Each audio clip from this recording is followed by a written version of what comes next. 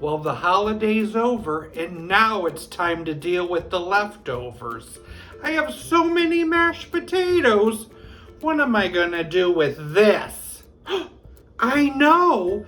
Mashed potato puffs! Dump in some cheese. Add some chopped cooked bacon. Add 3 beaten eggs. Some dill. And some black pepper. Mix it together. Fill a muffin tin with spoonfuls of the goo. Put some sprinkled Parmesan on top of each one. And then I just bake them in a 400-degree oven for about 30 to 35 minutes. They're out of the oven and they look great. You can serve with some sour cream.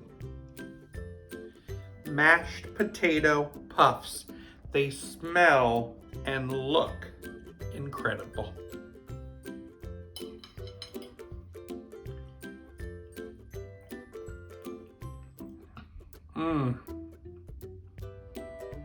And they taste divine. Thank you so much for watching me here on Jim's Kitchen.